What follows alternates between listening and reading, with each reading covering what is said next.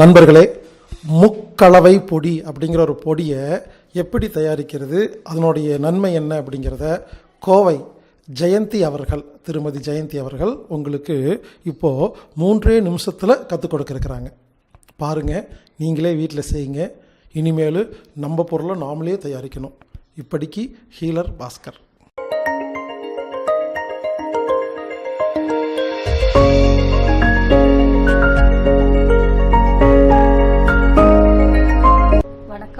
வாழ்க வளமுடன். நான் ஜெயந்தி, கோயம்புத்தூரில் இருக்கேன். நான் இயற்கையாக நாம் உபயோகப்படுத்துகிற தற்சார்பு பொருட்கள் அனைத்தும் செஞ்சு கொடுத்துட்ருக்கிறேன். ஒரு நோய்க்கு மருந்து கிடைச்சாலே ரொம்ப சந்தோஷம். எல்லா நோய்க்கும் மருந்துன்னா எவ்வளோ சந்தோஷம். வாங்க, எல்லா நோய்க்கும் மருந்தான முக்களவை பொடி எப்படி செய்யறதுன்னு பார்க்கலாம். இதுக்கு தேவையான பொருட்கள்: வெந்தயம், ஓமம், கருஞ்சீரகம். வெந்தயம் 1/4 கிலோ, ஓமம் 100 கிராம், கருஞ்சீரகம் 50 கிராம். முதலில் கருஞ்சீரகம் வறுக்கவும். அடுத்து வெந்தயம் வறுக்கவும். பின்பு ஓமம் வறுக்கவும்.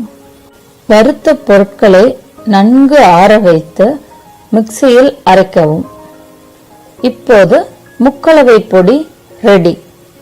முக்களவை பொடியை தினமும் நைட்டு படுக்கிறதுக்கு முன்னாடி 1/2 டம்ளர் வெதுவெதுப்பான தண்ணியில் 1 ஸ்பூன் பொடியை கலந்து நீங்கள் அப்படியே குடிச்சிட்டு அதுக்கப்புறம் எதுவும் சாப்பிடாம படுத்துக்கோங்க. 10 நாளில் உங்களுக்கு நல்ல ரிசல்ட் தெரியும். இந்த முக்களவை பொடி சாப்பிட்றதுனால நம்ம உடம்புல வாதம், பித்தம், கபம் 3யுமே சமன் செய்யுங்க. இந்த வாதம், பித்தம், கபம் 3மே அதிகமானாலும் நோய், கம்மியானாலும் நோய். இது இந்த முக்களவை பொடி சமன் பண்ணிடுது. இந்த வெந்தயம் உடம்புக்கு குளிர்ச்சியை கொடுக்குது, ஹார்மோன்கள் எல்லாம் கட்டுப்படுத்துது, அப்புறம் முடி வளர்ச்சியை தூண்டுது, உடல் முணுமுணுப்பாக்குது, சுறுசுறுப்பாக்குது.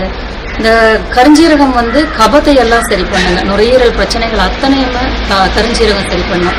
அதுபோக இது மாதவிடாய் பிரச்சனைகள் இது எல்லாத்தையும் கூட சரி பண்ணுது. பிரச்சனைகள் அத்தனை சரி பண்ணுங்க. செரிமான கோளாறு இதெல்லாம் சரியாகுது. இந்த முக்களவை பொடியை நீங்க தொடர்ந்து 3 மாசம் சாப்பிட்டீங்கன்னா உங்களுக்கு நாள்பட்ட நோய்கள் ஏதாவது இருந்தா கூட சரியாகும். இந்த வாய்ப்பை எனக்கு அளித்த திரு ஹீலர் பாஸ்கர் ஐயா அவர்களுக்கு நன்றி. வாழ்க வளமுடன்.